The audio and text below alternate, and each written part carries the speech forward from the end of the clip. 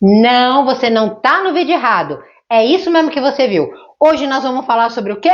O verme chicote. Começando então falando por que verme chicote, é óbvio, né? Porque ele tem a forma de um chicote. Então, como vocês podem perceber, tá? Ele tem esse formato, só que, na realidade, ele é tão pequenininho, ele chega aí de 3 a 5 centímetros mais ou menos, que se você pegar ele a olho nu, você não vai ter essa noção melhor, tá? Você precisa realmente de um microscópio para conseguir enxergar melhor esse formato dele de chicote. Pensando então, mais uma vez, como se pega? Do mesmo jeitinho que as caridíases. Então, o ovinho do bichinho foi lá, ele ficou um tempo no solo, no ambiente adequado, aí ele chegou numa forma infectante, contaminou a pessoa ali por meio de alimento, água, seja o que for, entrou no sistema dela, né? Entrou, foi lá para o estômago, foi lá para o intestino, só que aí a gente entra num pedaço diferente das caridíases. Então, não vamos ficar na rotina, não. Qual que é a parte diferente? Ele não tem a parte pulmonar. O verme ele não vai precisar ir para o pulmão, fazer você engolir aquele tereco-teco que tinha lá no outro, beleza? Então a gente vai ter o verme só ali no seu intestino. Primeiro lugar que ele vai, delgado. Ali no delgado, ele, se você observar o ovinho do bichinho, ele lembra muito aquele casulo da traça de parede, sabe? Com todo mundo que tem, né, que mora em casa, que vê aquela tracinha de parede, ele lembra exatamente isso daí. Assim como tem uma minhoquinha dentro daquele casulo, dentro desse ovinho também tem lá a larvinha, né? E aí, exatamente quando passa pelo estômago, pelo intestino, aquele processo que o estômago tenta, né, fazer a digestão, ele acaba ajudando, facilitando para que essa larvinha pequenininha acabe indo para o intestino, inicialmente ali o delgado, aí ele fica um tempinho ali enfiado nas vilosidades, né, esperando chegar numa fase um pouquinho mais adequada, aí ele vai pro intestino grosso, e lá no grosso ele vai realmente ficar inserido dentro da tua mucosa intestinal. Ele vai ficar lá dentro bonitinho. E aí, conforme ele crescer, que ele for chegando na fase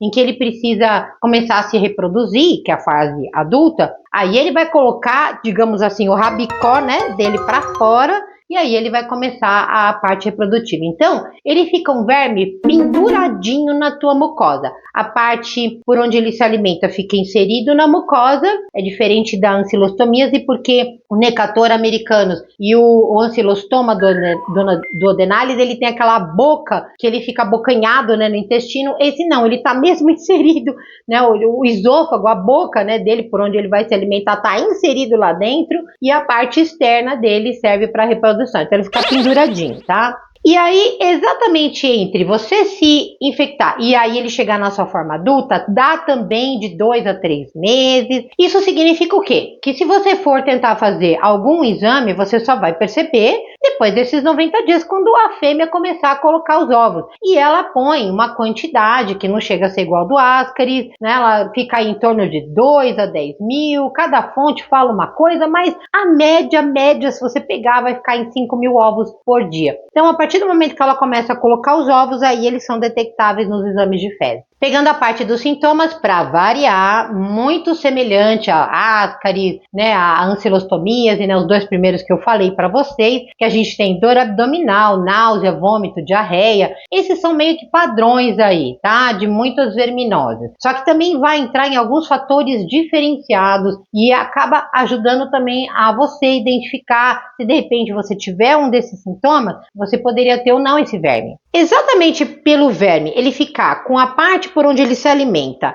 inserido dentro da mucosa do intestino, ele vai acabar produzindo enzimas que vão quebrar, tá? Destruir, digamos assim, as células ali da tua mucosa e ele começa a se alimentar. Sabe quando você pega um pacote de salgadinho que você abre, né? Para você poder acessar o que está lá dentro? Pois é. Então essa enzima vai fazer a mesma coisa, tá? Vai arrebentar a parede da célula e ele vai se alimentar do que está lá dentro. Isso acaba gerando o quê? Como se fossem pequenas úlceras dentro do teu intestino. Então você vai ter uma irritação do teu intestino, você vai ter a dor, óbvio, ali, mas você vai ter também uma possibilidade de sangramento muito parecido com aquele estilo quando você tem no estômago. Então quem tem úlcera no estômago sabe como é, porque dói, porque sangra, né? e isso acaba acontecendo também no intestino. Então esse é um diferencial desse verme. E a outra coisa é que justamente dependendo da quantidade, né, da carga de vermes que você está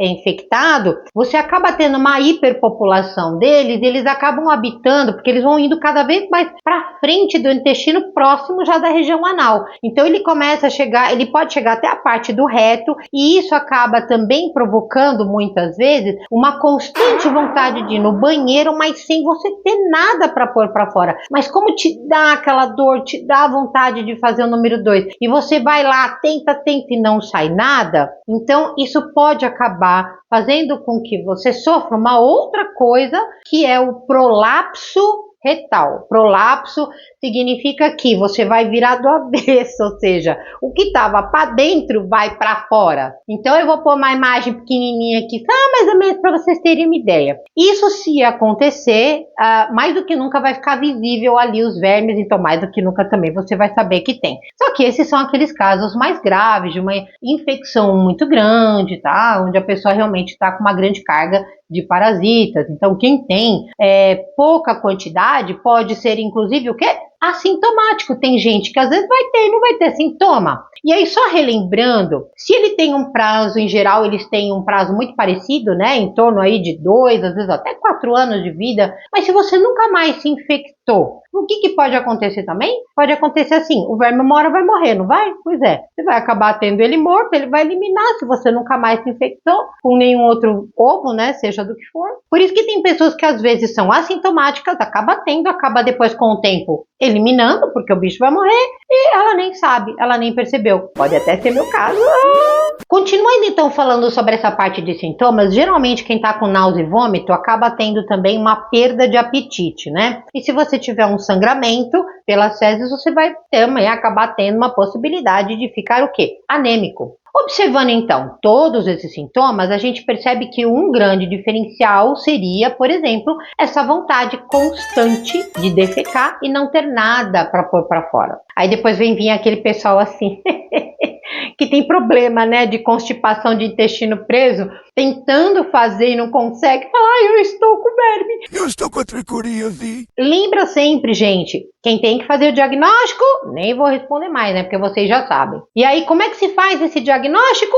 Então, qual é a forma mais comum? De novo, nós vamos fazer o quê? Exame de fezes, exame também, e por incrível que pareça, né, quem for fazer uma proctoscopia, né, que é o exame ali do fiofozinho, né? Ou então uma colonoscopia, que hoje já é bastante comum esse tipo de exame, às vezes pode acabar numa hora dessas, né, encontrando ali o verme adulto e você identificar por meio deles também, mas não é obrigatório fazer esse tipo de exame. Agora, querendo ou não, o exame de sangue, mais uma vez, pode acabar trazendo alguma informação adicional para o médico. Trazendo para vocês agora uma coisa que eu achei extremamente interessante nas minhas pesquisas é que no site NIH, que é um site oficial dos Estados Unidos, os mesmos sintomas dessa tricoríase podem ser sintomas de outras doenças também. Lembra quando eu falo para vocês que não necessariamente porque você tem uma dor de estômago ou uma diarreia, ou você está com o intestino preso, né? Isso seriam sintomas necessariamente de verminose? Pois é, eu vou trazer para vocês aqui o exemplo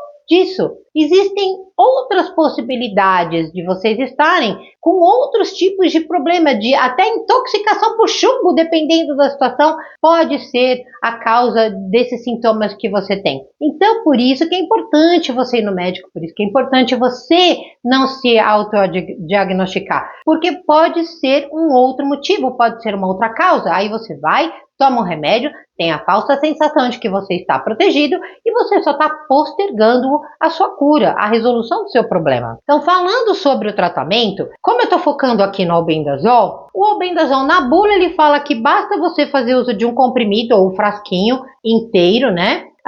Inclusive para crianças acima de 2 anos, numa dose única que você resolve o problema. Mas eu também encontrei em outras informações, sites, né, da área da saúde, que o ideal seria você fazer uso 2 vezes por dia, ou então 1 vez por dia, aí de 3 a 7 dias, e aí fica aquela situação, tá, mas o que eu vou fazer? Eu volto sempre também a falar, quem é que tem que tomar essa decisão? É o médico. E eu também encontrei em mais do que um lugar que hoje o ideal é, se você tem essa infecção por esse verme, né, pelo tricuras, que você faça uso não só do albendazol, mas junto com a ivermectina. Olha só.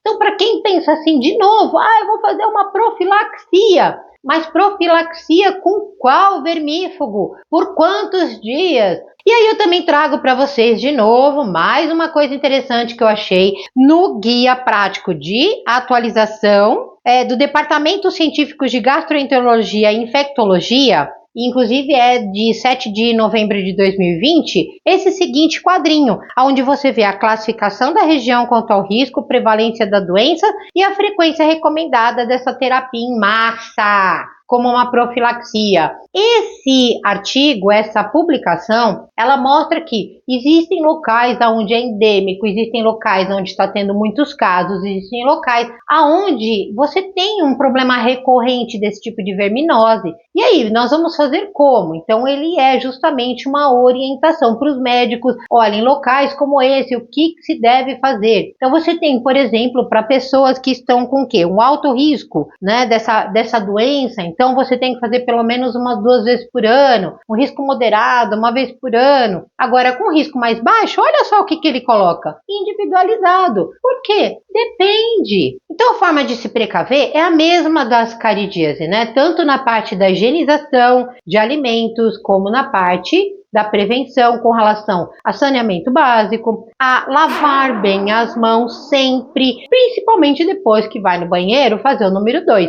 Inclua seus animais de estimação, né, nessa questão. Por hoje é isso, então eu espero que vocês tenham gostado de mais esse vídeo, apesar de ficar essas imagens horrorosas, né? Mas eu espero que vocês tenham gostado. Quem deu um like, muito obrigada. Quem se inscreveu no canal, também muito obrigada. E quem está assistindo, principalmente até o fim, muito obrigada também. Eu espero ver todos vocês nos meus próximos vídeos. Se cuidem e até lá!